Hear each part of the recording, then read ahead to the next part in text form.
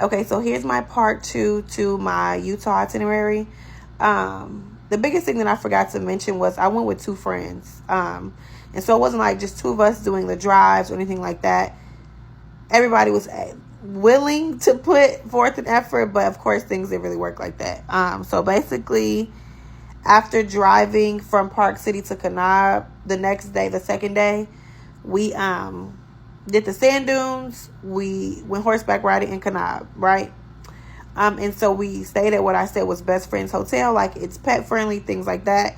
There's not too many hotels in that area, but there's just like a few. I'm pretty sure there's, I don't want to, like something like a La Quinta or something like that in the area as well.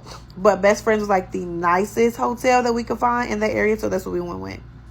And then, so the next morning is when we wanted to go to the Salt Flats. So we were supposed to leave the day after the Salt Flats, but it really like made no sense for us because we did everything that we wanted to do. Like, we seen the canyon, we seen the cave, we went to the sand dunes, we did the boarding, we did the sliding and things like that. So we woke up the next morning after being in Kanab. We drove to Bonneville because that's where the Salt Flats are. So we drove to Bonneville to see the Salt Flats. Like, the Salt Flats are beautiful. Like, they're breathtaking. You're not going to see anything else like that. Like, to my knowledge.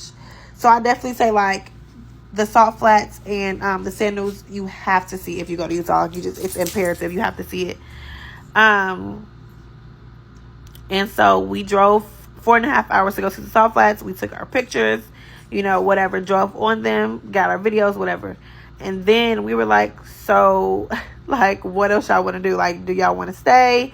It just didn't really make sense to stay another full day unless you want to drive back to Park City, go find other things to do in that area or whatever, or even see if it's a hotel near the Salt Flats. But we just didn't do that because our original plan was to go see the Salt Flats and then drive back to Park City to the original hotel that we stayed at and then check out the next day. But we just decided to leave later that day, and we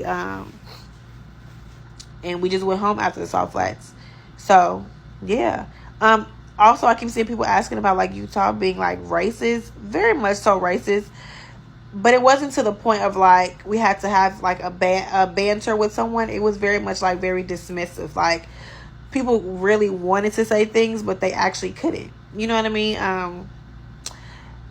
The altitude in Utah is outrageous. I literally had to buy air in a can. So keep that in mind. If you have asthma, it just might not be the trip for you.